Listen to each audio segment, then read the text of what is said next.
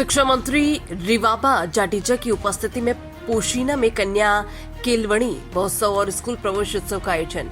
राज्य सरकार की new to school back to school और कंटिन्यू स्कूल अभियान के तहत साबरकांठा जिले की पोशीना तालुका स्थित दमती मीरा प्राथमिक विद्यालय और गढ़वा सरकारी माध्यमिक विद्यालय में शिक्षा मंत्री श्रीमती रिवाबा जाडेजा की विशेष उपस्थिति में कन्या केलवणी महोत्सव एवं स्कूल प्रवेशोत्सव उत्साहपूर्वक आयोजित किया गया।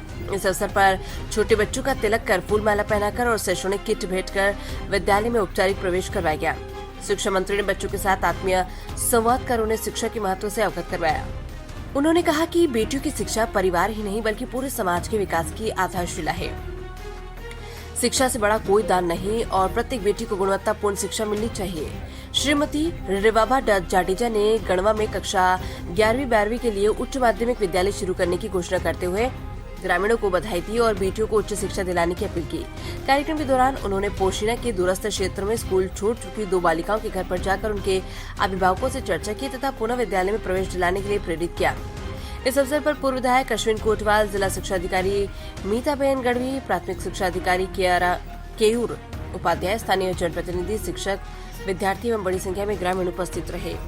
साबरकांठा गुजरात से संजीव कुमार शर्मा की रिपोर्ट।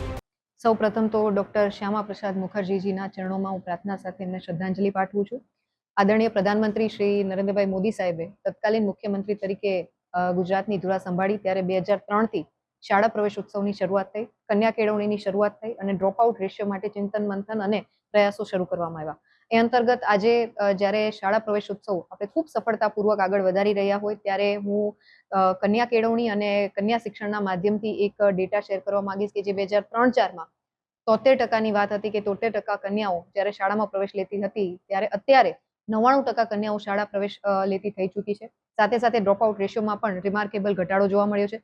એની સાથે આજે સાબરકાંઠા જિલ્લાના પોશીના તાલુકાના 2 ગામ જેમાં પ્રાથમિક શાળા અને માધ્યમિક શાળાની મુલાકાત લેવામાં આવી, જેમાં દેમતીમેરા પ્રાથમિક શાળામાં આંગણવાડીના 9 પ્રવેશ, બાલવાટિકાના 25 અને ધોરણ 1ના 41 પ્રવેશ કરવામાં આવ્યા અને એવી જ રીતના ગણવા માધ્યમિક શાળામાં પણ ધોરણ 9માં પ્રવેશ પામેલા બાળકો 15, પુનઃ પ્રવેશ પામેલા બાળકો 5 અને 4 દીકરીઓને અમે વ્યક્તિગત રીતે સંપર્ક કરી, એમના વાલીનો સંપર્ક કરી અને સમગ્ર શિક્ષણ વિભાગની ટીમ દ્વારા તેમજ સ્થાનિક આગેવાનો અને ભારતીય જનતા પાર્ટીના પ્રતિનિધિ મંડળ દ્વારા પ્રયાસના ભાગરૂપે ખૂબ સફળતા અમને 4 બાળકીઓના માધ્યમથી જોવા મળી છે। આ વિસ્તાર ખાસ કરીને અંતરિયાળ વિસ્તાર, ટ્રાઇબલ વિસ્તાર કહેવાય અને ડુંગરાળ પ્રદેશમાં જ્યારે આ પ્રકારની વ્યવસ્થા, શાળાકીય વ્યવસ્થા જ્યારે સુનિશ્ચિત કરવામાં આવતી હોય અને ખાસ કરીને માધ્યમિક શાળાની વાત કરીએ તો 9, 10 અને 11-12 ટૂંક જ એ માધ્યમિક શાળામાં જ આપણે શરૂ કરવા જઈ રહ્યા છીએ।